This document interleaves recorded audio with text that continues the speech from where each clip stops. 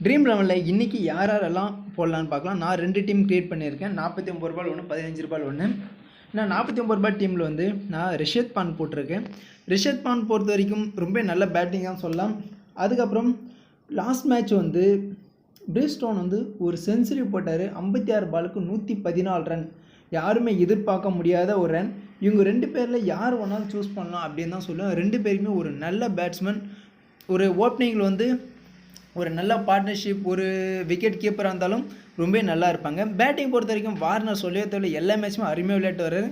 தவானும் ஓரளவு average score எடுத்துகிட்டு வந்துட்டுருக்காரு. மற்றபடி இவங்க வார்னர், தவான் எல்லாம் ஒரு நல்ல பிளேயர் தான். ஐயர் வந்து ஓரளவுக்கு நல்லா விளையாடினாலும் ஒரு கேப்டன்ஷிப்போட ஒரு நல்ல பர்ஃபார்மன்ஸ் கொடுக்குறாருன்னு தான் சொல்லலாம்.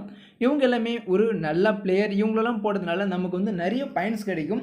ஒரு ஒரு கேப்டன் வைஸ் கேப்டனாக போடுறது அப்பாற்பட்ட விஷயமா இருந்தாலும் இவங்கெல்லாம் ஓரளவுக்கு ஆவரேஜ் ஸ்கோர் ஒரு 30 ரன் அந்த அளவுக்கு எடுத்தாலே நமக்கு நல்ல ஒரு பாயிண்ட்ஸ் கிடைக்கும்.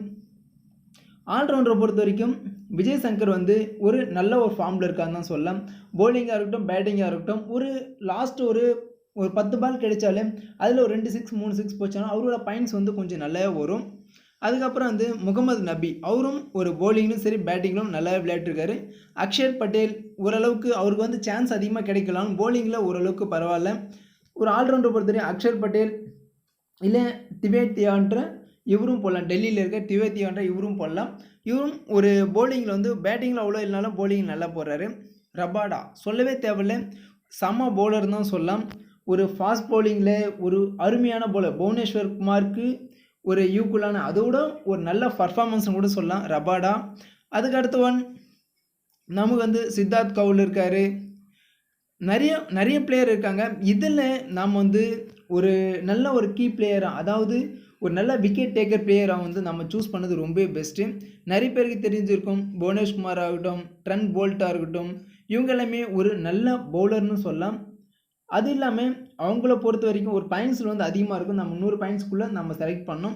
உங்களுக்கு எந்த டீமில் யாரெல்லாம் சூஸ் பண்ணலான்ற ஐடியா நிறைய பேருக்கு நிறைய ஐடியாஸ் இருக்கும். அதே கமெண்ட் பாக்ஸ்னு சொல்லுங்கள். கேப்டன் வைஸ் கேப்டனை பொறுத்த வரைக்கும் நான் டேவிட் வார்னர் வந்து கேப்டனாக போடலாம் தான் சொல்லுவேன். ஒரு நல்லா விளையாடிட்டு இருக்காரு, இருந்தாலும் ஓரளவுக்கு பயமாகவும் இருக்குது. இருந்தாலும் அவர் ஒரு கேப்டன்ஷிப்க்கு வந்து ரொம்ப ஒரு நல்ல பர்ஃபார்மன்ஸ். ரிஷத் பான் சொல்லவே வேண்டாம், அருமையான பேட்ஸ்மேன். அவரோட பேட்டிங்காக இருக்கட்டும், விக்கெட் கீப்பிங்காக இருக்கட்டும் ரொம்ப நல்லா தான் பண்ணுறாரு. இவங்க 2 பேரில் கேப்டன் வைஸ் கேப்டன் சூஸ் பண்ணது ரொம்ப பெஸ்ட்டுன்னு தான் சொல்லுவேன். மற்றபடி ஆல்ரவுண்டரில் யாராவது கேப்டன் வைஸ் கேப்டன் சூஸ் பண்ணு நினச்சாங்கன்னா ஒரு அவங்களுக்கு சான்ஸ் கிடைக்குமா அப்படின்ற டவுட்டாக இருக்குது. இது போல் உங்களுக்கு எந்த பிளேயரெல்லாம் போடலான்ட்டு என்ன ஐடியா இருக்கா அப்படின்றது கமெண்ட் பாக்ஸ் சொல்லுங்கள். உங்களோட ட்ரீம் 11 டீமையும் கமெண்ட் பாக்ஸில் சொல்லுங்கள். மற்ற நண்பர்களும் தெரிஞ்சுப்பாங்க. தேங்க்யூ ஃப்ரெண்ட்ஸ், தேங்க்யூ ஃபார் வாட்சிங்.